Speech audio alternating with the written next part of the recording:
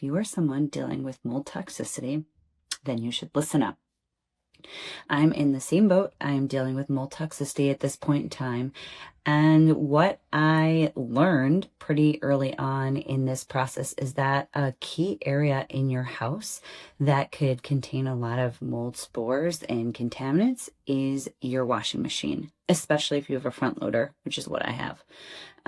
The front loader washing machine can be a place that houses all kinds of mold spores that can then be filtered into the rest of your house.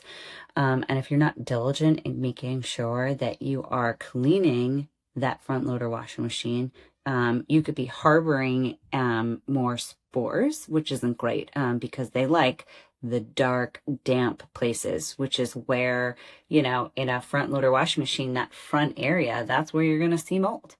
So just showing you some key things that I do to help me make sure my front loader is free from contaminants. Okay, first thing I like to use is the EC3 enzyme cleaner. And honestly, I like to use this on pretty much everything because it can not only deodorize but clean surfaces with the natural enzymes, and it can help clean up the mold spores.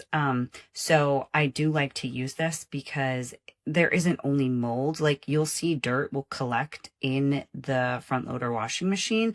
And so this really can get rid of all of that. So we digest and we dissolve dirt with this enzyme cleaner. And then I also love the EC3 mold spray. This is specifically designed as a cleaning concentrate for mold. So yeah, we're going to deodorize and we are going to clean the mold. Here is my front loader. So as you can see, pretty good in here. We don't have any, if you find that there's black splotches all over this area, like that is a clear indication that you have black mold. I am so diligent about cleaning that. If you take the EC3 spray, just gonna spray around here. I'm gonna show you with the paper towel, just what comes off, just even on the door. Okay, there we go, more dirt. The other thing I like to do, even though this is pretty clean, I'll spray it, but within the here, the guard underneath actually can also trap mold. So I'll like to get like pretty deep in here in the crevices.